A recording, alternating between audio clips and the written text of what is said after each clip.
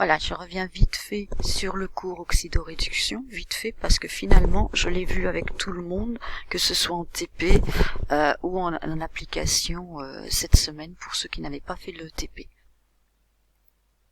Alors, un oxydant, on dit qu'un oxydant est une espèce chimique capable de capter un ou plusieurs électrons. Donc ça s'apprend par cœur. Il faut vraiment l'apprendre par cœur. Du coup, si l'oxydant capte les électrons, le réducteur est celui qui cède un ou plusieurs électrons. Donc à savoir par cœur. Deux espèces chimiques sont conjuguées et constituent un couple oxydant-réducteur, on dit aussi couple redox, mais on le note dans le sens, je vous l'ai dit pour les exercices, ox/réducteur. D'accord ?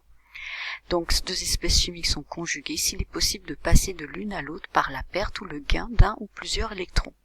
On fait ox plus un certain nombre d'électrons donne réducteur. Et bien là, si vous pouvez écrire cette équation, alors ce sont des espèces chimiques conjuguées.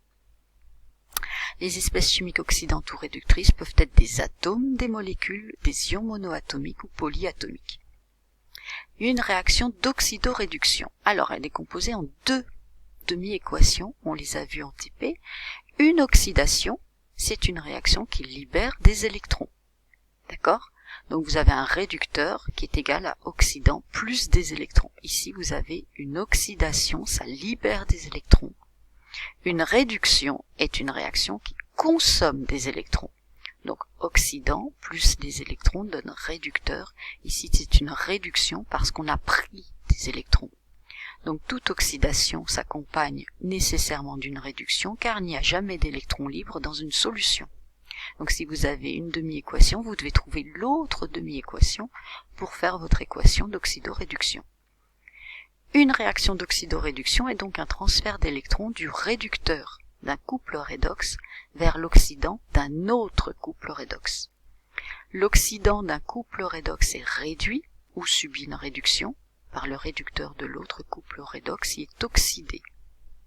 Alors dites-vous simplement qu'un oxydant ne peut pas être oxydé, de même qu'un réducteur ne peut pas être réduit. Donc l'oxydant, puisqu'il ne peut pas être oxydé, il est forcément réduit. Le réducteur, puisqu'il ne peut pas être réduit, il est forcément oxydé. Essayez de retenir ça. Moi ce que je vous propose c'est de retenir ça et les deux définitions ici, qui sont à savoir par cœur. Donc l'équation de la réaction d'oxydoréduction se déduit des deux demi-équations redox des couples mis en jeu. Aucun électron ne figure dans l'équation finale. Donc on a OX2 plus RED1 qui donne RED2 plus OX1 en fonction des coefficients qu'il y a devant. Alors, la méthode, on l'a vue en TP, je l'ai vue avec les deux groupes, le groupe A et le groupe B, donc je ne vais pas vous redonner la méthode, elle est dans votre cours, je vous avais donné aussi une fiche méthode, je vous propose de vous entraîner en faisant les exercices tout seul. On va directement passer à la fin.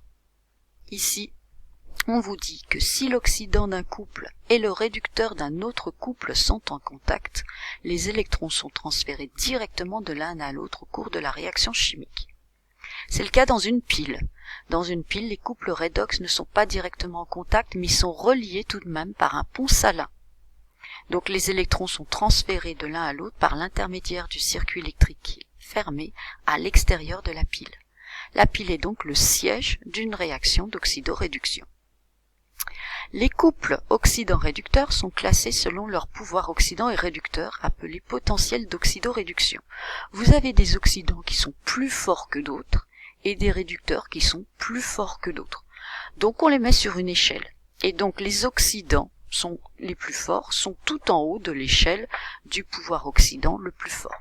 Donc on va mettre par exemple une flèche, comme ça, une flèche, pouvoir oxydant le plus fort, et ici vous aurez tout en haut les oxydants les plus forts. Voilà.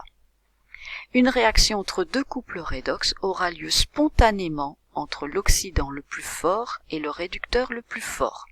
Par contre, elle ne pourra pas avoir lieu entre l'oxydant le plus faible et le réducteur le plus faible sans apport d'énergie.